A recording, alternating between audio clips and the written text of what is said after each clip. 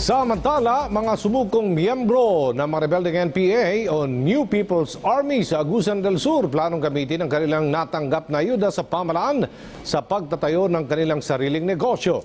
Ang sentro ng balita mula kay Jennifer Gaetano ng PIA Caraga.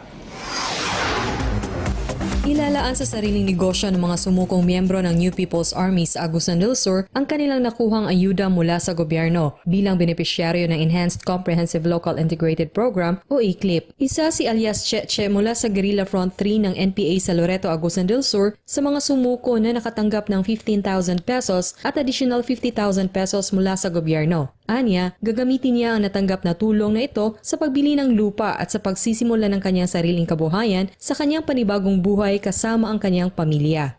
Nagplano ko, naku plano daan negosyo. Nya sa bunawon ra ko magnegosyo. Unya kadua og napay sobra magbutang ko sa bansakan. Maliban sa ayudang pinansyal na naibigay sa former rebels, nabigyan din sila ng food packs at grocery items mula sa iba't ibang ahensya ng pamahalaan at jerrycans mula sa DOH. Binigyang diin ni Assistant Secretary for Special Concerns Amina Fajardo ng Department of Trade and Industry na seryoso ang pamahalaan sa pangunguna ni President Rodrigo Duterte sa pagbigay tugon sa pangangailangan ng mga nagbalik loob sa gobyerno. Sa DTI po, kami ay maraming mga trainings na pinapamahagi, lalo na po sa inyo. Upang sa ganon, yan pong mga natanggap yung pera ay ma-manage nyo po ng maayos. Magbibigay po kami ng tinatawag na financial literacy training.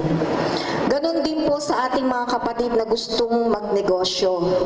Nanumpa naman ang lahat ng mga sumukong rebelde na hindi na sila kailanman babalik sa kilusan ng NPA at patuloy na susuporta sa programa ng pamahalaan at mamumuhay ng mapayapa sa kani-kanilang komunidad. Samantala, isinagawa rin ang groundbreaking ceremony sa halfway house para sa former rebels na nagkakahalagang 5 million pesos. Ayon kay Brigadier General Andres Centino, commander ng 401st Brigade, inaasahang aabot ng 4 na buwan para matapos ang konstruksyon ng nasabing halfway house na may rooms, mess hall, kitchen at opisina. Jennifer Peña Gaetano ng Philippine Information Agency, Caraga, para sa Bayan.